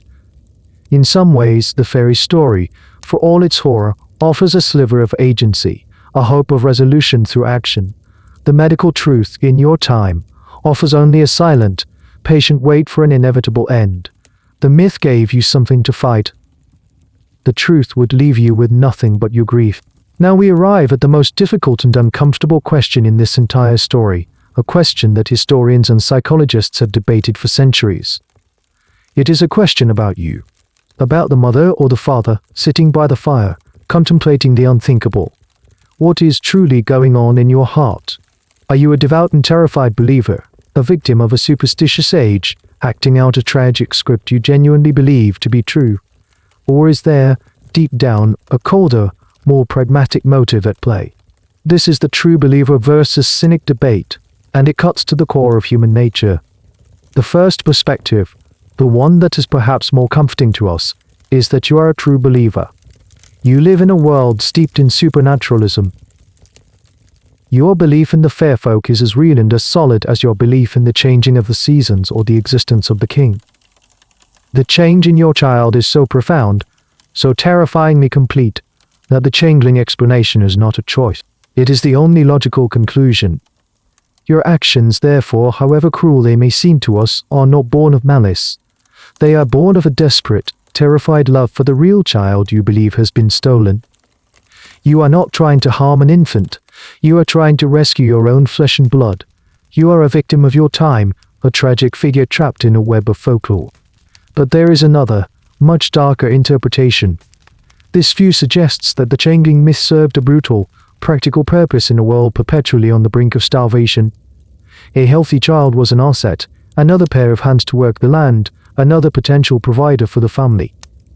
But a severely disabled or chronically ill child was in the cold, hard calculus of survival, a liability.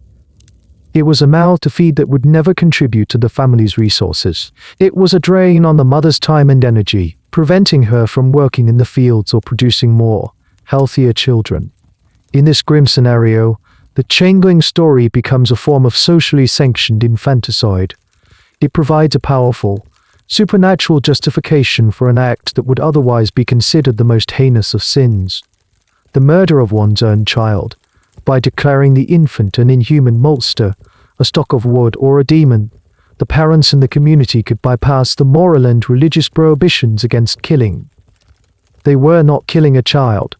They were cleansing the home of a dangerous, parasitic entity. The rituals of fire and water were not failed attempts at a magical swap. They were successful methods of disposal, cloaked in the language of folklore. It's a deeply cynical view of human nature, suggesting that the belief was a convenient lie, a collective self-deception, but allowed a community to do what it felt it had to do to survive. The truth for you is likely somewhere in the murky, agonizing middle. It is almost certainly not a simple binary. You are probably not a cold, calculating cynic, nor are you a completely naive true believer. You are a human being in an impossible situation. You likely believe the folklore on one level. The stories are part of the very fabric of your mind.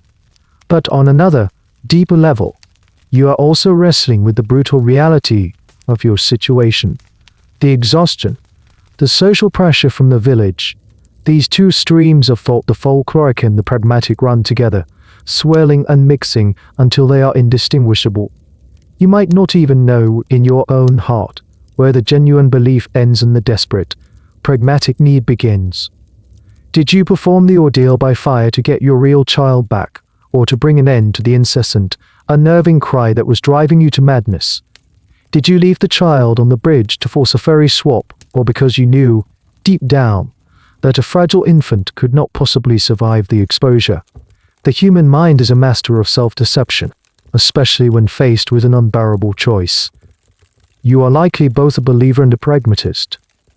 You are a loving parent pushed to the absolute limit, and the Changeling myth is the only path, the only story that offers you a way to navigate an impossible landscape of grief, fear, and survival. The story of the Changeling is almost always a tragedy. It ends with a child lost either to the fairy hill or to the terrible cures.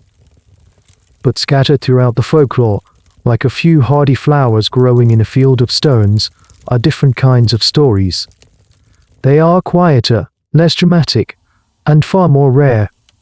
They are the stories of the parents who did the unthinkable. They chose to keep it. Imagine for a moment a different path for yourself. Imagine that after the failure of the ordeals, after the guilt and the silence, something shifts. Perhaps it happens one night as you are tending to the child. You look down at the pale, still face, and instead of seeing an ancient fairy or a block of wood, you see only a child, a sick child, a child the world has rejected. But a child nonetheless, A flicker of the old, protective love, buried deep beneath layers of fear and folklore, sparks back to life. In that moment you make a choice. You will stop fighting. You will simply care for the creature in your cradle, whatever it is. In some regional folk tales, this act of acceptance becomes its own kind of magic. There's a story from the Scottish Isles about a woman who had a changeling child, a silent, dull boy who would do nothing but sit by the fire. She endured the scorn of her neighbors and cared for him patiently for years. One day, a traveling musician, a famous harpist, came to their village. As he played, the silent boy suddenly picked up a simple reed pipe and began to play along, matching the master's tune with a melody of such unearthly beauty that everyone was stunned into silence. In that moment, he was revealed not as a sickly impostor, but as a being with a magical gift, a gift his mother's patience had allowed to bloom. He becomes a source of pride, not shame. Another type of story suggests that this kindness is, itself, the final test. A tale from Ireland speaks of a mother who, after all the ordeals fail, resigns herself to her fate and treats the changeling with gentle care. One morning, she wakes up to find the sickly creature gone, and her own healthy, laughing child back in the cradle. A voice on the wind, or a dream informs her that the fair folk were testing her. They wanted to see if her human love was strong enough to care for even a broken child.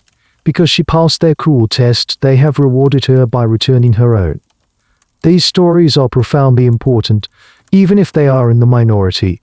They offer an alternative script, a different way out of the nightmare.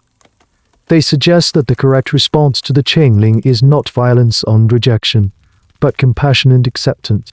Historians and folklorists are deeply interested in these acceptance tales. Where do they come from? Some scholars argue they are a later development, a softening of the harsher, older myths, perhaps influenced by the growing power of Christian teachings about charity and compassion for the unfortunate. Others suggest they might be just as old, representing a different, less common, but equally valid human response to the crisis. They might be the stories told and retold by the real families who, for whatever reason, chose not to go down the path of the ordeal. They are tales of quiet defiance against a brutal social pressure. Choosing this path would be an act of immense courage. It would mean accepting permanent shunning from your village. It would mean living with the constant doubt, the what if, and the quiet judgment of your neighbors. It would mean devoting your life to a child who might never speak, never walk, never contribute to the household in a practical way. It is, in the context of your world, an act of radical, almost insane love. To choose this path is to reject the story everyone else is telling you. It is to look at the monster in your home and decide to write your own narrative, one not of supernatural horror, but of quiet, stubborn care. It is the hardest path imaginable, but it is the only one that offers the possibility, however faint, of a different kind of happy ending. Not everyone in your world who deals with the supernatural is a desperate parent or a grim-faced midwife. There are also specialists. They are the cunning folk, the wise women, the charmers. They are the unofficial magicians of the village, living on the fringes of society, respected and feared in equal measure. While the priest offers salvation and the midwife offers grim diagnoses, the cunning folk offers something else. These are the people you would go to for a charm to make your cow give more milk, a poultice to heal a stubborn wound, or a ritual to find a lost object. And, most importantly, they are the experts in dealing with the gentry. They are seen as having a deeper, more nuanced understanding of the rules of the other world. They know which herbs are most offensive to fairies, which words of power can bind them, and which gestures can turn away their malice. Theirs is a business, and protection is their product. If you had gone to a cunning man at the very beginning when your child was first born, he might have sold you a protective amulet for a small price. It might be a small bag of salt and iron filings, or a piece of parchment with a garbled, pseudo-Latin phrase written on it. He would have told you to hang it over the cradle, and it would serve as a powerful ward. This is the preventative medicine of the supernatural world. Now that the illness has already struck, the cunning folk offer more direct interventions. Their methods are often a strange and fascinating blend of Christian prayers, pagan rituals, and theatrical flair. A wise woman might come to your cottage and perform a summoning ritual, a Scottish term for a blessing or protecting ceremony. She might walk around the cradle 3 times, sprinkling it with water from a specific holy well, all while chanting a rhyming couplet that invokes the power of the Trinity to drive out the fairy presence. She would take the power and symbolism of the church and apply it to a problem the church itself often refused to acknowledge in such specific terms. One particularly odd and specific piece of law they might employ is the secret of the name. It was believed that the fair folk, for all their power, were vulnerable to their own true names. A cunning man might claim to know the specific name of the fairy that has taken your child. He would perform a ritual where he would loudly and forcefully call out this strange, otherworldly name, commanding the creature to return what it had to the belief in the power of words. It's a fascinating glimpse into the belief in the power of words, the idea that to know something's true name is to have power over it. Of course, these services were not free. The cunning folk operated in a grey market of magic. Their payment might be a loaf of bread, a chicken, or a few precious coins. This has led to a long-standing debate among historians. Were these people cynical charlatans, preying on the fears and grief of their neighbors for personal gain?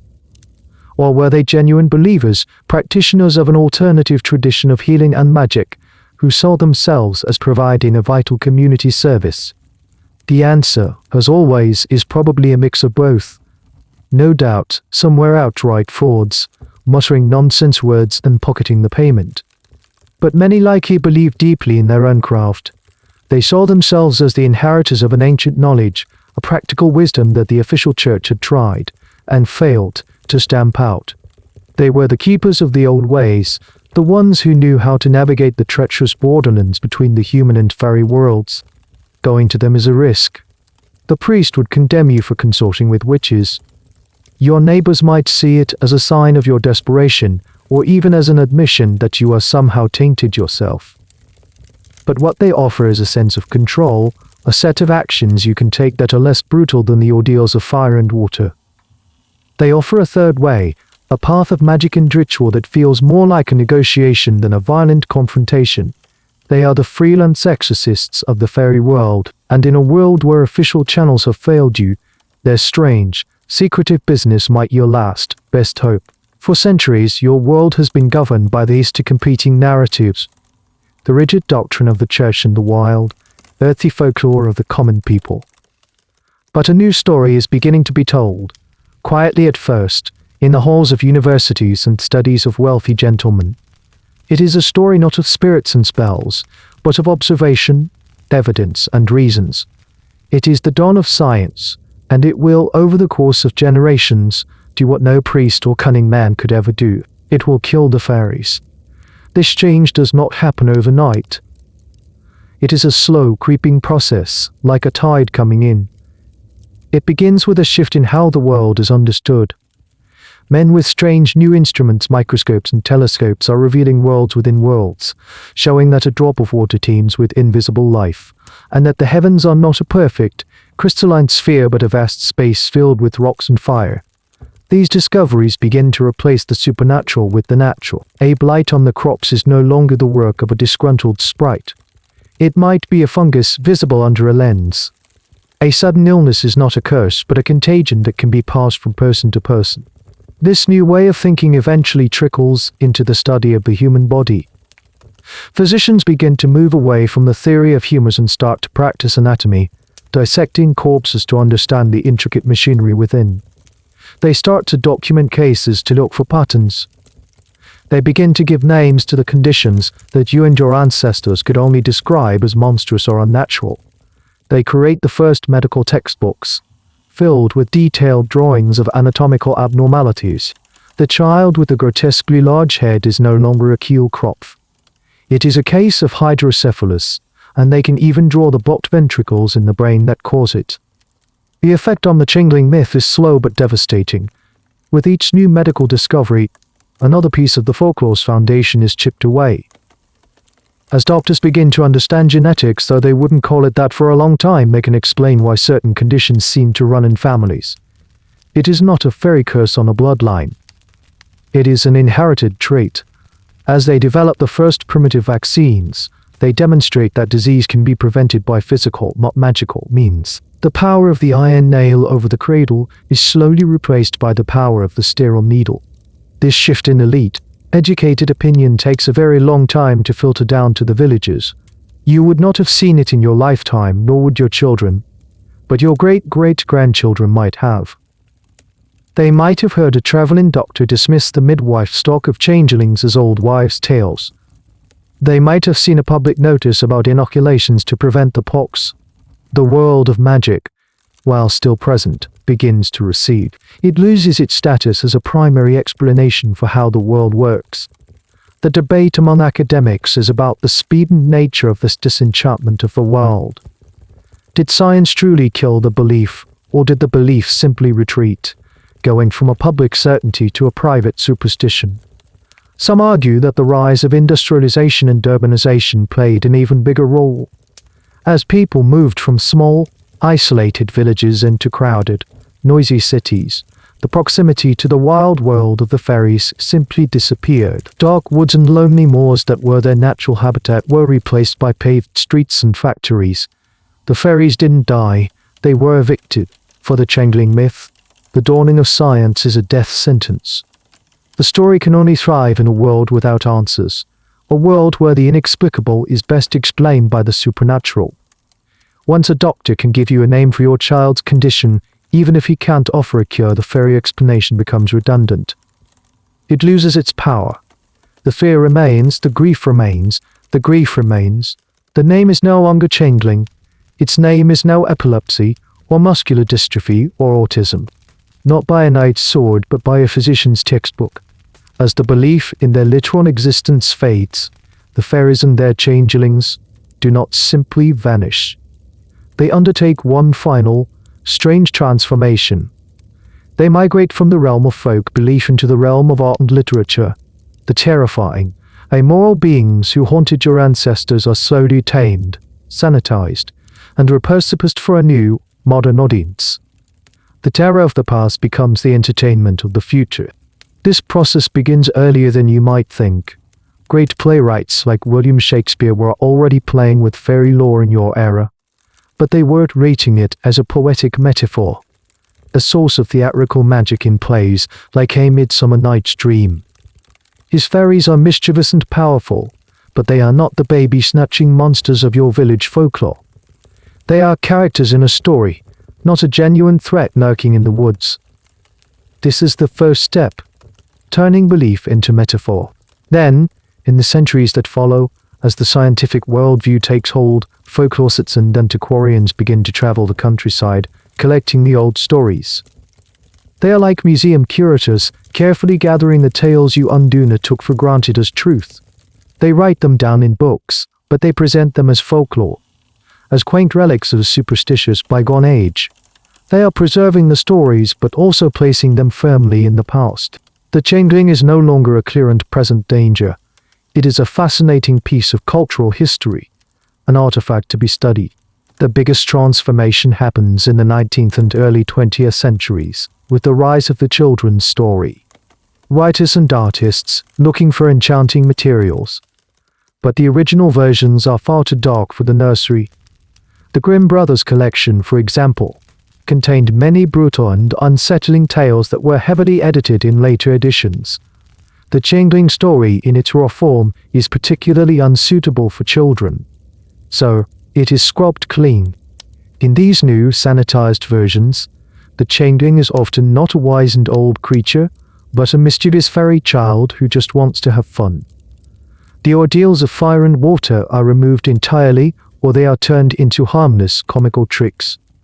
The story is often reframed as a lesson about loving your family, or about the importance of not wandering off.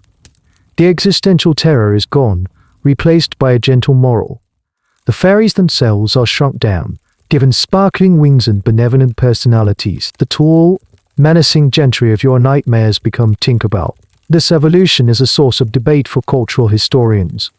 On one hand, this process of sanitization kept the stories alive. If they had remained in their original, terrifying form, they likely would have faded into obscurity. By adapting them for children, writers ensured that the idea of fairies and changelings would be passed down through generations. On the other hand, this adaptation completely defanged the original myth. It stripped it of its power, its horror, and its deep connection to the real-life tragedies of infant mortality and disability. The modern, friendly fairy is a profound distortion of the being you so deeply feared. So the creature that was once a source of genuine, life-altering terror in your cottage becomes a character in a fantasy novel, a villain in a weekend cartoon, or a whimsical illustration in a picture book.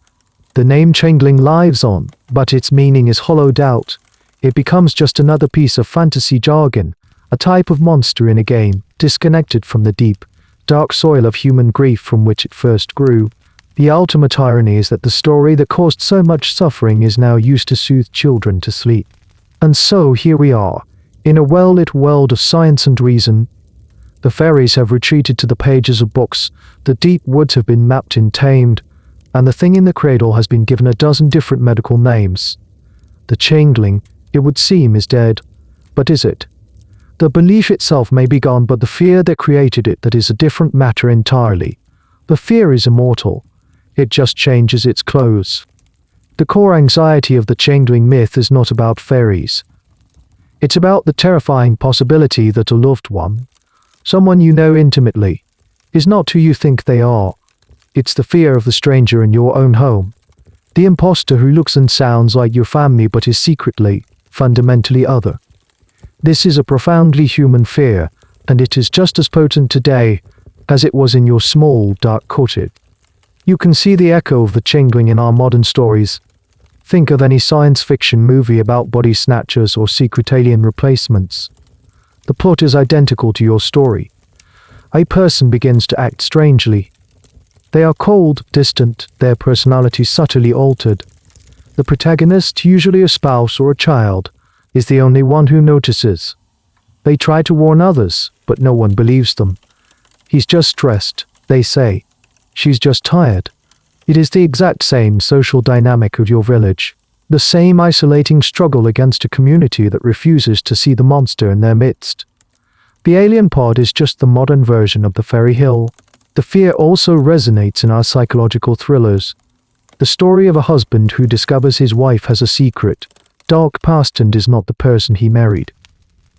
The story of a child who begins to display unsettling, sociopathic tendencies, leaving their parents to wonder, where did this child come from? He is nothing like us. These are changeling stories, just with the supernatural elements stripped away and replaced with psychological ones. It's from a hidden trauma, a genetic predisposition, a secret life. Even in our daily lives, the changeling fear lingers in a softer, more metaphorical form. Any parent who has watched their sweet, loving child transform overnight into a sullen, unrecognizable teenager has felt a version of this fear. Any person who has cared for a loved one with dementia or Alzheimer's, who sees the person they've known their whole life slowly replaced by a confused and frightened stranger, knows the changeling's sorrow. It is the grief of loving someone who is both here and gone at the same time. Historians and sociologists will continue to study the specific historical phenomenon of the changeling myth, a product of its unique time and place. But the story's emotional power, its central, terrifying question, transcends its historical context. The question is not, what if fairies stole my baby? The question is, what if the person I love is not the person I think they are? It's a question that taps into our deepest fears about identity, intimacy, and the terrifying possibility that the people we hold closest might, in fact, be complete strangers. And so, the shadow in the cradle never truly disappears. It just changes its shape. It lingers in our anxieties about conformity, in our fear of hidden secrets, in the painful distance that can grow between people who love each other. The specific belief is gone, but the echo reminds us that the people we know best are, in some small way, always a mystery. And that is a fear that no amount of science or reason can ever truly extinguish. And so, the story of the changeling, with all its shadows and sorrows, comes to a gentle rest. The fire in that small cottage has long since burned to embers, and the wind on the lonely moors has whispered itself into a deep and profound silence. The figures in our tale, the fearful mother, the grim-faced midwife, the silent child, they all begin to fade, growing soft around the edges, dissolving back into the quiet mists of time from whence they came. There is nothing left to analyze now, nothing to understand. The questions and the debates can drift away, like smoke rising from a chimney into the vast, dark sky. All that remains is the feeling of stillness, the sense of a long journey concluded. You can feel the weight of that ancient fear as it gently lifts, leaving behind only the piece of a story told. The world of the Changeling can recede now, back behind the veil of sleep, back into the land of forgotten things. Allow your own mind to become like that quiet cottage after the ordeal is over, not filled with a tense silence, but with a deep, restful quiet. A quiet that is earned, a quiet that is earned, a quiet that is safe. Let the darkness in your own room be a soft, comforting blanket. There are no shadows here to fear. There are no whispers on the wind to decipher. There is only this moment of profound calm, a gentle space for you to drift and to dream. The final word has been whispered. If your mind is still gently stirring, you're welcome to drift into another of my stories. If not, I wish you a deep and peaceful slumber. Good night.